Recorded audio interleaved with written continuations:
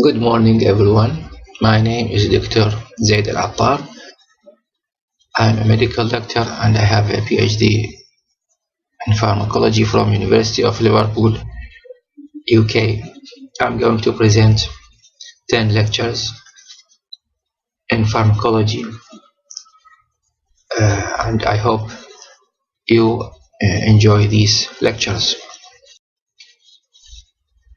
The first topic of this lecture is the absorption of drugs, which is the transfer of a drug from its site of administration to the bloodstream.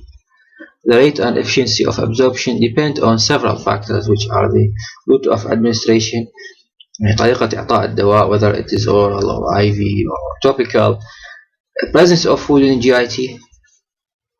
Food in the GIT usually interferes with the absorption of drugs. مثال على ذلك الكالسيوم. Calcium interferes with the absorption of iron. The pH of the media. We will discuss this in other slides later. The chemical and physical properties of drug, which include the pKa of drug. The pKa ذات تذكرون بالإعدادية تسموه ثابت التفكك, which is a fixed number or value that reflects the behavior or the behavior of the chemical when you dissolve it in water. يعني كيفية سلوك المادة عندما تذيبها في الماء, هل هي ذات سلوك حامضي أم قاعدي. Second, ionization status. Third, the molecular weight. So now, if we compare IV route with the oral route, for IV delivery route, the absorption is complete. That is the total dose of the drug reaching the systemic circulation. يعني هنا الدرug يصل إلى البلد directly without passing through other tissues. While in other routes, like the oral, the absorption is incomplete since some drug fraction will be lost before reaching systemic circulation. يعني شلون يعني أعطيته مثلا orally, طبعا this needs to be absorbed through the stomach or the intestine, and so it will pass through several tissues from the mucosa to the endothelium, to the blood vessels, and it will pass then to the liver, and it may get metabolized in the liver, and this will affect the absorption of the drug, and so some of it will be lost before reaching systemic circulation. Now we come to the mechanisms of drug movement across tissues. You may know these mechanisms from your secondary school.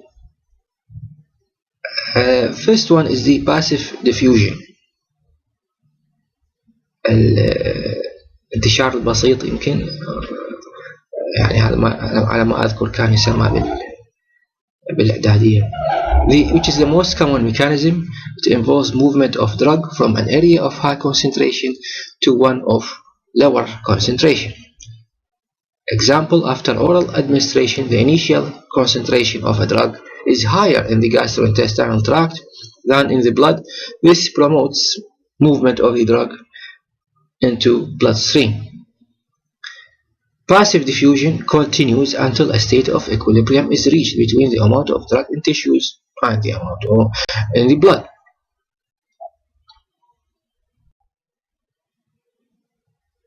Of course, the passive diffusion allows lipid-soluble material to pass through membrane, which is made of lipid layers and protein. إذا تذكرون أو كما تشوفون أيضا في هذا الفيجر أنه the cell membrane is a bi-layer of lipid, and so in order for any substance to pass freely through this membrane, it should be lipid soluble.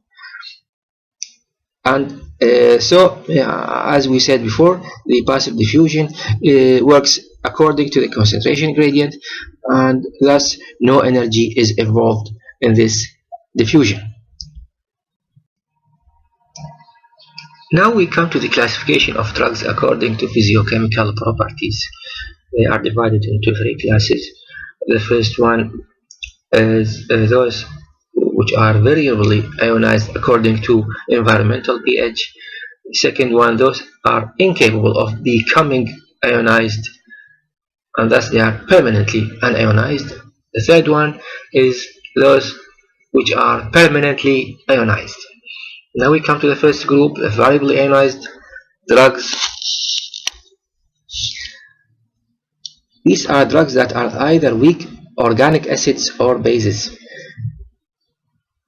As we said before, being acidic or basic is dependent on the pKa value اللي هو ذكرناه سابقا وثابت التفكك للمادة. يعني acidic drug it has a pKa less than 7, while basic drug has a pKa more than 7. So, and the pKa value is a fixed number for each drug. So the degree of ionization depends on the pH. يعني هو الدرج درجة تأينه تعتمد على ال pH المحيط به, pH of the environment. So the drug may be highly ionized or highly unionized depending on whether it's organic acid or base.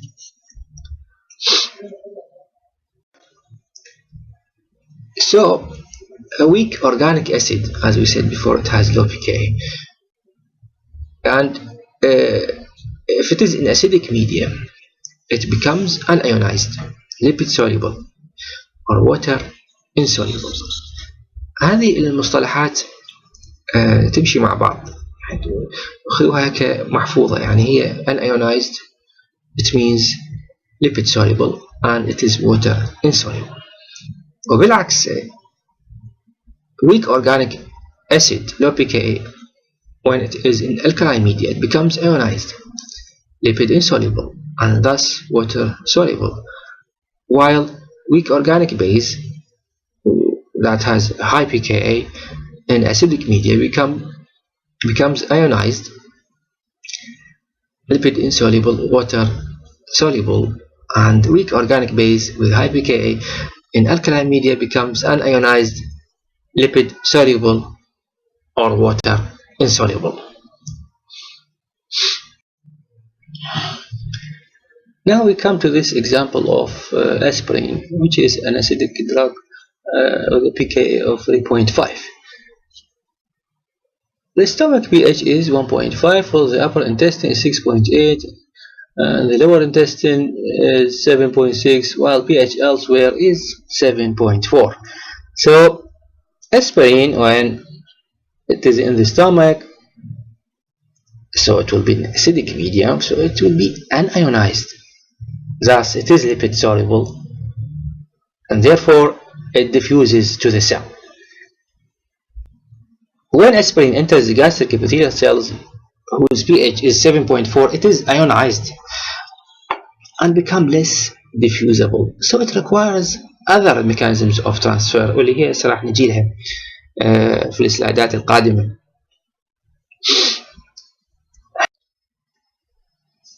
In the lower intestine, pH is alkaline, so aspirin is not absorbed easily.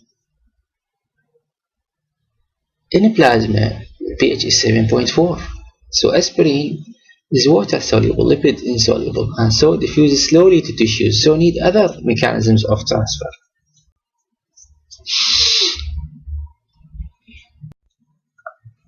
We can summarize what we have said before in code. We can say that acidic drugs are better absorbed in acidic medium with low pH, and so we have this code, the AAA, while basic drugs are better absorbed in basic medium of high pH, and thus we have BBB. So absorption is better if the drug is non-ionized, which is uncharged, unpolarized, lipid soluble, water insoluble, because it can cross the cell membrane. هاي المصطلحات ليش ذكرتها؟ لأنه تختلف حسب المصادر. يمكن هسه في محاضرات يمكن البايوكيمستري يمكن يذكرون غير مصطلحات، يمكن يستعملون المصطلح uncharged or unpolarized. So I try to collect them in one sentence حتى تكون مثل محفوظة.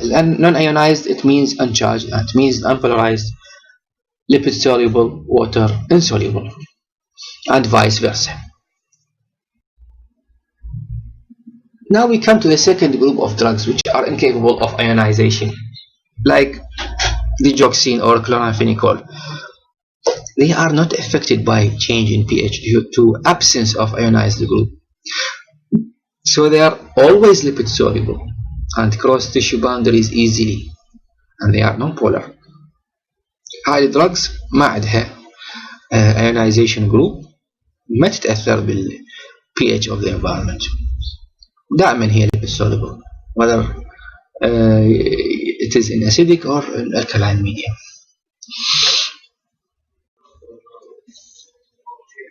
Now we come to the drugs which are ionized or polar at all values of pH. Example for this is heparin اللي هو مضاد للتخثر anticoagulant.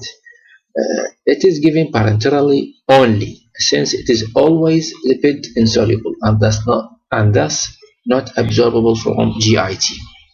ما ممكن تعطي from GIT لأنه هو always lipid insoluble. You should give it parenterally. Now we come to the second mechanism of drug transport, which is the facilitated diffusion. Here the drug molecules combine with a carrier substance, يعني مادة حاملة. The complex is then translocated across the membrane according to the concentration gradient at a much faster rate than that associated with diffusion of drug alone. It requires no cellular energy as with vitamin B12 absorption. يعني هذا المثال انه حول facilitated diffusion هو vitamin B12 absorption that only it requires a carrier substance. Now we come to the last mechanism of drug transport, which is the active transport. Some drugs move into or out of the cells against concentration gradient. هذا المثال الوحيد اللي يعمل against concentration gradient by active transport from low concentration to high concentration and are more rapid than transfer by diffusion. يكون سريع. This process requires a carrier substance and the release of cellular energy. مثال عليها absorption of iron by the gut. As we have said before, one of the factors that affect absorption is the molecular weight of the drug. Molecular weight less than 500 to 600 Dalton easily pass capillary membrane to extracellular fluid. بالحقيقة many drugs هي يعني are such with low molecular weight. Larger molecular weight drugs are restricted or require other transport processes. Could be active transport. Now we come to the second topic of our lecture, which is the distribution. It is the process by which a drug reversibly leaves a bloodstream and enters the extracellular fluid and or the cells of tissues. It plays an important role in the onset of action. يعني مدى أو حين يبدأ التأثير الدوائي. ثانيا intensity of action، شدة التأثير الدوائي. ثالثا duration of action، يعني المدة الزمنية للتأثير الدوائي. As you see in this figure below, when you give a drug, let's say you gave it in blood parenterally, it passes from blood to the extracellular fluid, then to fat, intracellular fluid, then to other compartments like CSF, peritoneum, synovial fluid, sometimes fetus if she was a pregnant woman, and it can pass back from these compartments to the previous compartment. يعني يرجع من السي اس اف للانتراسيلر وبعدين يروح للفات وهكذا until it reaches a state of equilibrium, حالة توازن. وهذه عملية مستمرة طالما الدواء موجود في الجسم. There will be always kind of drug transfer or distribution as long as the drug is present in the body. What are the factors affecting distribution? Distribution depends on first, blood flow, second, capillary permeability, third, degree of drug binding to plasma protein, fourth, the disease state, five, binding of a drug to tissues. Regarding blood flow, as you know, blood flow to skeletal muscles is greater than that of adipose tissue. Thus, it's a better choice for drug administration. As you know, from the routes of drug administration, the intramuscular route, when you give a drug into the muscle, why you do this? Because muscle has a good blood flow, so it is much better than you give a drug through the adipose tissue. That adipose tissue is poor regarding blood supply, so it's a bad choice for drug administration. The second factor is capillary permeability. The blood-brain barrier. افترض هذا الموضوع انتم يمكن ماخذيه بصف اول او راح تاخذوه هسه بصف ثاني. The blood-brain barrier is a kind of capillaries, special capillaries that are only available in the brain which restricts the movement of drugs. Well, not only drugs, actually, many substances from blood to the brain. It's a kind of protective mechanism for the brain cells. It restricts the diffusion of solutes in the blood, like bacteria and larger water-soluble molecules into the cerebrospinal fluid, while allowing the diffusion of lipid-soluble molecules like O2, CO2, hormones, and small water-soluble molecules.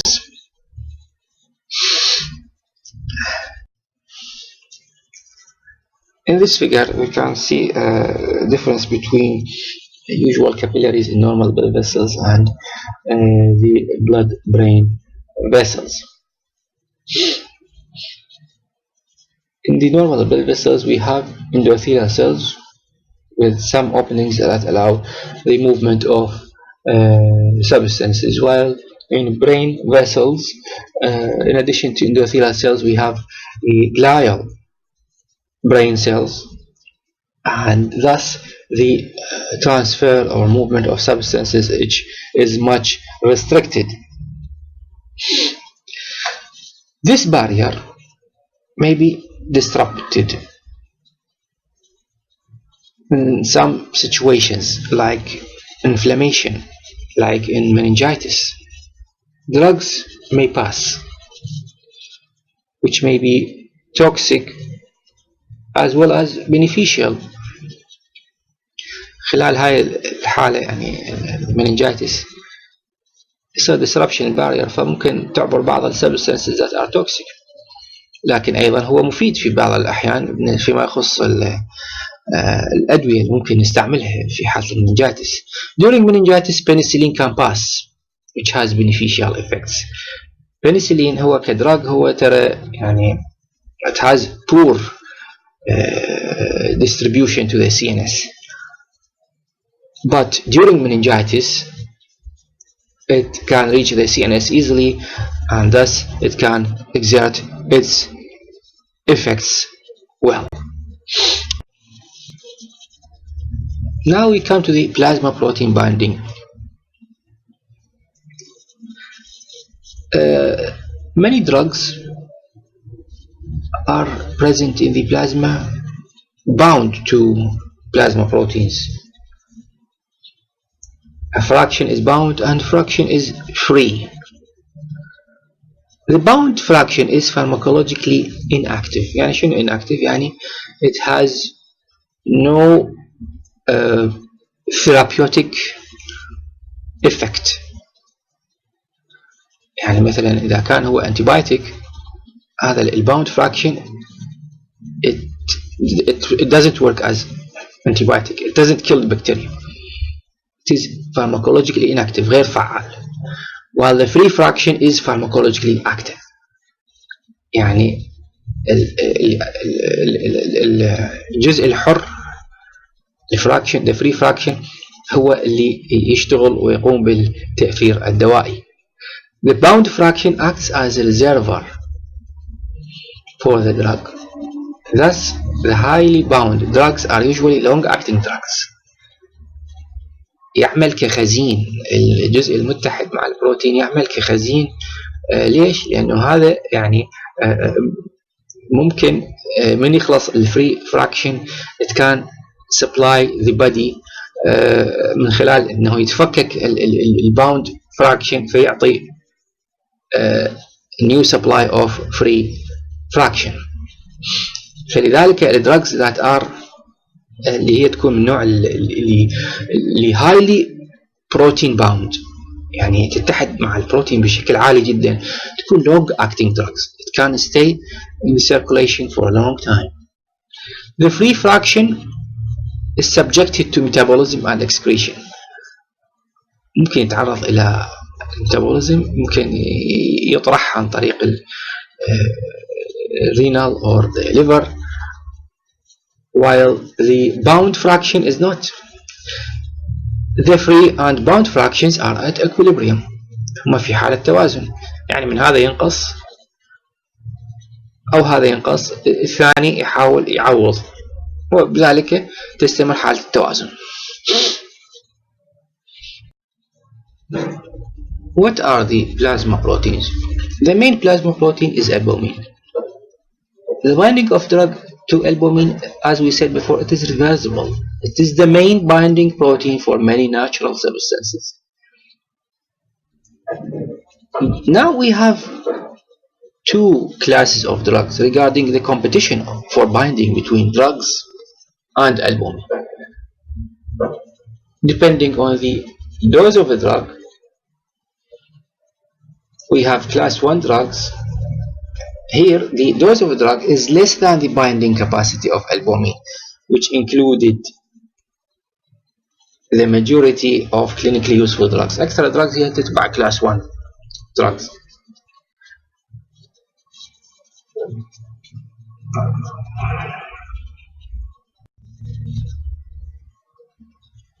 The other class is class 2 drugs. Here the drugs are given in doses that greatly exceed the number of albumin binding sites. High proportion of the drug exists in the free state and not bound to albumin. And we can say that class 2 drugs are highly bound to protein. So when a patient is taking class 1 drug such as warfarin اللي هو anticoagulant with a class 2 drug such as sulfonamide antibiotic, يعني sometimes we give several drugs to the same patient like warfarin and sulfonamide. This leads to rapid increase in the concentration of a free warfarin in a plasma.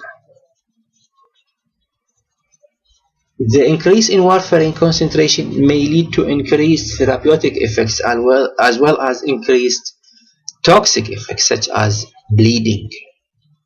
الوارفرين هو anticoagulant فممكن إذا الدوز مالته عالية يعني أوكي therapeutic effect راح يزيد بس أيضا toxic effect راح يزيد and it may lead to bleeding.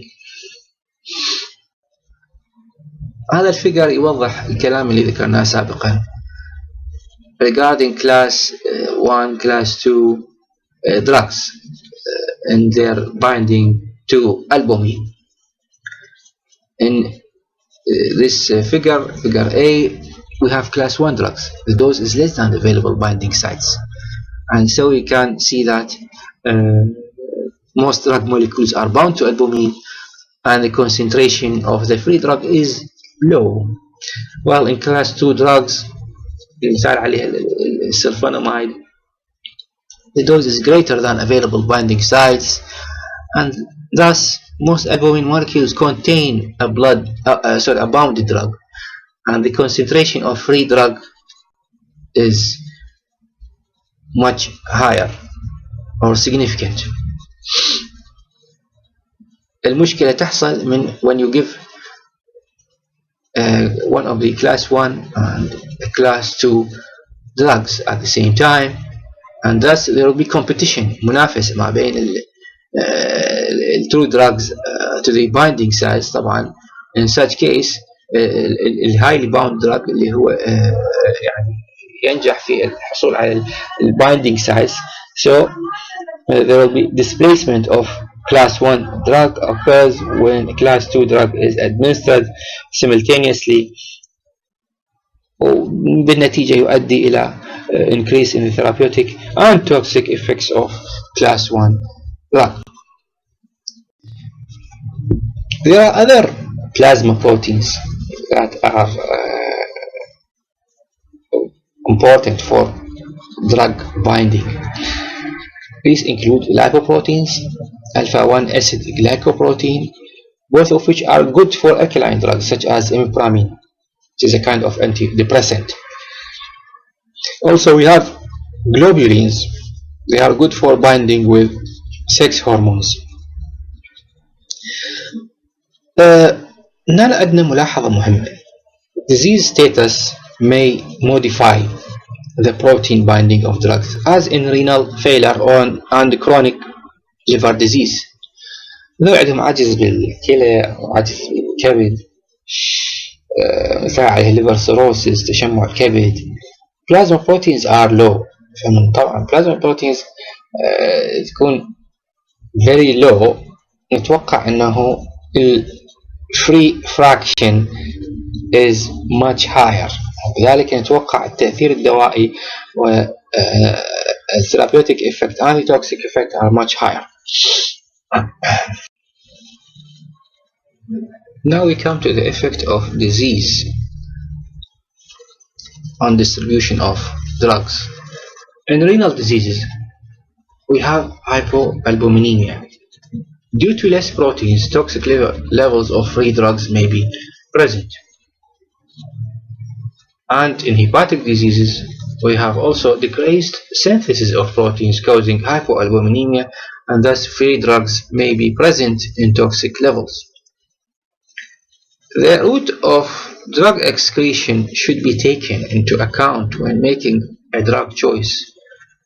That's to say, in renal failure, give drugs metabolized and or excreted by liver, and vice versa. This means you should try to avoid the organs that are in poor state or in disease state. Thus, drug doses have to be adjusted to produce desired effects. Now we come to the binding of drugs to tissues. Tissue drug binding results in localization of drug at specific site in body and serves as a reservoir.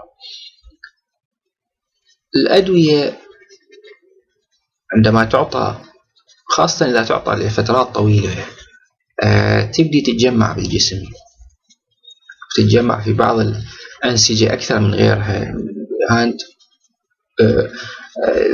it may work later as a reservoir for the drug. تعمل كخزين، يزود الجسم بالدرug في حالة يعني أنه تقطعت dosing for this individual.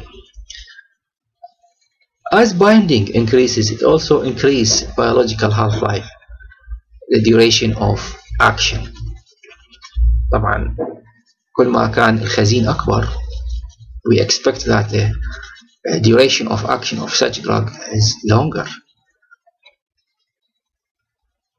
Sometimes there is a case of reversible binding lead to drug toxicity. مثال عليه carbamazepine، يعني يتحد بالتشوز irreversibly. Even if we stop drug intake, it is still present in the tissues. And if we come to the order of drug tissue binding، يعني تسلسل الأنسجة الجسم من ناحية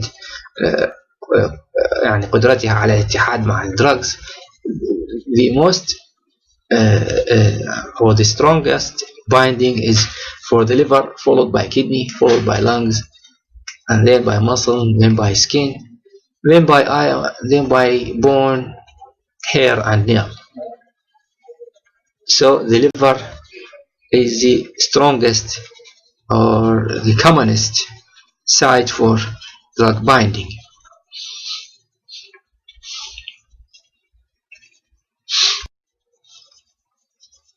And thank you for your listening. I hope that you have understood this lecture. If you have any questions, you can send them on the classroom stream. Please don't use private messages or email. I like the discussion to be public and beneficial for all. Thank you and enjoy your day.